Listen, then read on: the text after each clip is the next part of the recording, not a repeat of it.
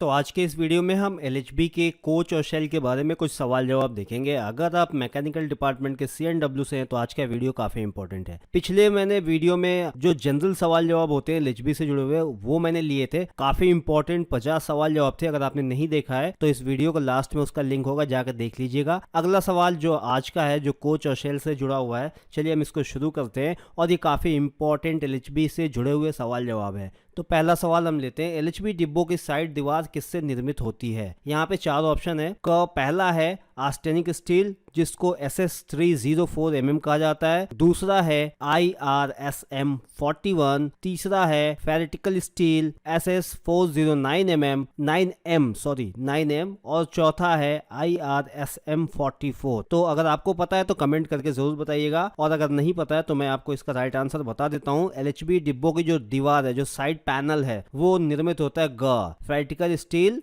SS409M के द्वारा। अगला सवाल लेते हैं, एलएचबी डिब्बों की रूफ शीट किससे निर्मित होती है। यानी जो उसकी रूफ होती है, जो एलएचबी डिब्बों की छत होती है, किससे निर्मित होती है। और यहाँ भी आपको 4 ऑप्शन मिलेंगे। जो पहला था वो ही यहाँ पे दूसरा ऑप्शन भी दूसरा ऑप्शन है, और इसका राइट आंसर है यानी कि आर्सेनिक स्टील SS304 शीट। ये रूफ शीट की बात हो रही है, छत की, और इसके पहले जो था वो वहां पे साइड पैनल की बात हो रही थी। चलिए तीसरा सवाल देख लेते हैं, एलएचबी डिब्बों की अंतिम दीवार को किस चीज से बनाते हैं। यानी कि जो एंड पैनल, जिसको हम एंड पैनल कहते हैं, एलएचबी कोच का जो एंड पैनल होता है वो किस तरह के यहाँ पे आयरन से या किस तरह के मटेरियल से उसको बनाया जाता है। तो इसका राइट आंसर है यानी फेरेटिकल स्टील। ये फेरेटिकल स्टील SS409। काफी इंपॉर्टेंट सवाल जवाब है ये एलएचबी से जुड़े हुए। चलिए देख लेते हैं अगला सवाल। चौथा सवाल, 4 नंबर सवाल, एलएचबी डिब्बों की थ्रू फ्लोर को किससे निर्मित किया जाता है। सवाल नंबर 4 है हमारा, एलएचबी डिब्बों की थ्रू फ्लोर को किससे निर्मित किया जाता है। और यहाँ पे 4 ऑप्शन है, और इसका राइट आंसर है आर्सेनिक स्टील SS304। अगला सवाल देख लेते हैं, सवाल नंबर 5, एलएचबी डिब्बों का अंडर फ्रेम का क्रॉस मेंबर किससे बनता है। यहाँ भी 4 ऑप्शन है, और देखिए ये चारों ऑप्शन अभी तक, ये 5वें सवाल तक ये चारों ऑप्शन एक ही हैं, मतलब चारों ऑप्शन एक जैसे ही दिए गए, और इन्हीं में से कोई एक राइट आंसर है। तो 5वां सवाल है, एलएचबी डिब्बों का अंडर फ्रेम का क्रॉस मेंबर किससे बनता है, और इसका राइट आंसर है IRSM 41।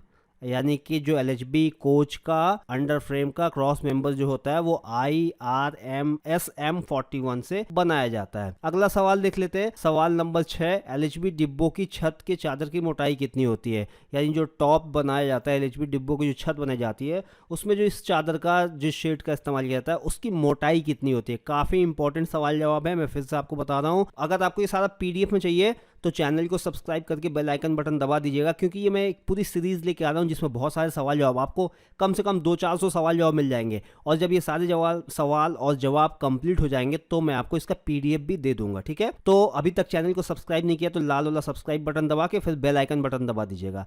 एलएचबी डिब्बों की छत के चादर की मोटाई क्या है, और इसका राइट आंसर है 1.25 mm और 1.7 mm। अब चलिए हम देख लेते हैं अगला सवाल। सवाल नंबर 7, एलएचबी डिब्बों की नालीदार शीट की मोटाई क्या है। अगर आप एलएचबी के छत को कभी ऊपर से आप देखेंगे तो वहाँ पे नाली जैसा जो शीट लगा होता है वो नालीदार, यानी नाली जैसे उसमें बना हुआ होता है, उसका जो डिज़ाइन होता है वो नालीदार होता है। तो एलएचबी डिब्बों की नालीदार शीट की मोटाई क्या है, सवाल नंबर 7 है, और इसका राइट आंसर है 1.25 mm। चलिए अगला सवाल देख लेते हैं। 7 नंबर के बाद हमारा सवाल नंबर आ गया 8, एलएचबी डिब्बों की साइड दीवार शीट की मोटाई कितनी होती है। जो साइड पैनल लगता है एलएचबी डिब्बे में, अभी तक हमने देखा था कि किस मटेरियल से ये पैनल बनाया जाता है। अभी हम ये देख रहे हैं एलएचबी यहाँ पे जो साइड पैनल है उसकी मोटाई कितनी है, जिस शीट का उसमें इस्तेमाल किया जाता है उसकी मोटाई कितनी है। तो ये हमारा सवाल नंबर 8 है, और इसका भी 4 ऑप्शन है, 2 mm, 3 mm, 1.25 mm और 2.5 mm।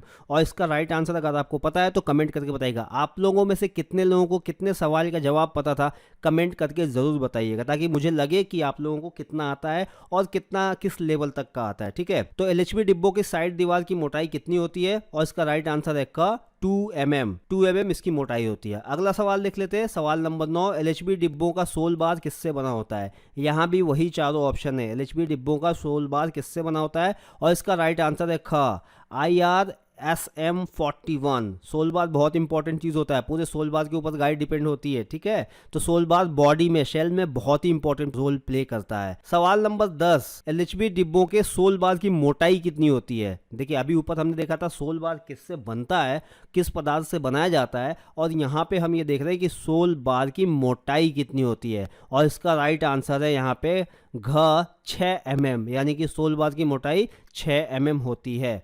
अगला सवाल देख लेते हैं, LHB कोचों के छत से निकला हुआ किनारा, उसकी मोटाई कितनी होती है, जिसे हम रूफ फ्लेंज कहते हैं। अगर आप देखेंगे तो कोच के दोनों किनारे पे निकला हुआ होता है कुछ हिस्सा छत का, जिसे रूफ फ्लेंज भी कहा जाता है। LHB कोच के छत से निकला हुआ किनारा, रूफ फ्लेंज की मोटाई कितनी होती है, और यहाँ पे हमारा राइट आंसर है 4 mm, यानी LHB कोच का जो रूफ फ्लेंज है 4 mm मोटा होता है। अगला सवाल देख लेते हैं, सवाल नंबर 12, LHB डिब्बों का या डैम्पर ब्रैकेट किस चीज़ का बना होता है। जो LHB डिब्बों का जो डैम्पर ब्रैकेट होता है, जिसके अंदर डैम्पर जिसके साथ अटैच होता है, वो किस चीज़ का बना होता है। इसका राइट आंसर है क, यानी कि कास्ट स्टील, ठीक है। बहुत ही ध्यान से, बहुत ही इंपॉर्टेंट सवाल जवाब है ये।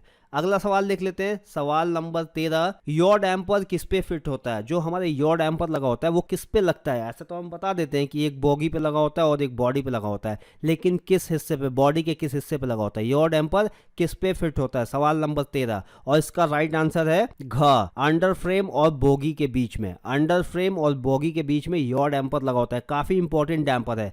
LHB में कितने डैम्पर लगते हैं, कितने प्रकार के डैम्पर लगते हैं, मैंने पिछले वीडियो में बता दिया है। अगर आपने नहीं देखा तो वीडियो जाकर देख लीजिएगा, इसी वीडियो के लास्ट में उस वीडियो का आपको लिंक मिल जाएगा, ठीक है। तो यहाँ पे योर डैम्पर किस पे फिट होता है, अंडर फ्रेम और बॉगी के बीच में, ठीक है। अगला सवाल, सवाल नंबर 14, LCLHB डिब्बों में अग्निशामक यंत्र उपयोग होता है, किस प्रकार का अग्निशामक यंत्र उपयोग होता है।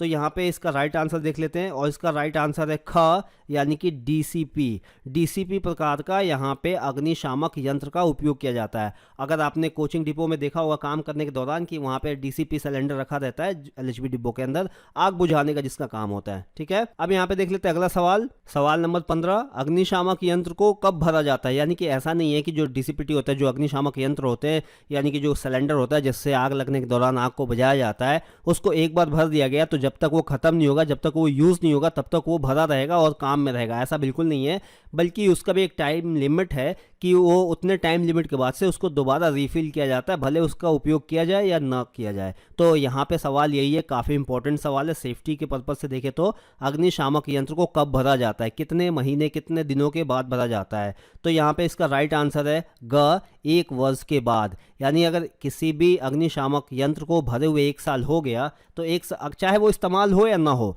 1 साल के बाद वापस उसको रिफिल किया जाएगा और वापस उस पर डेट डाली जाएगी। तो हर अग्निशामक यंत्र के ऊपर उसका डेट होता है कि कब उसको रिफिल किया गया है और वो कब तक वैलिड है। तो इस चीज़ का ध्यान रखिएगा। तो ये शेल वाला हिस्सा आज खत्म हो गया, इसमें ज़्यादा सवाल जवाब नहीं थे। और अगला जो वीडियो है वो मैं आपको दिखा देता हूँ कि अगला वीडियो जो हमारा होगा वो बहुत ही इंपॉर्टेंट होगा, और आने वाले सारे वीडियो बहुत इंपॉर्टेंट होने वाले।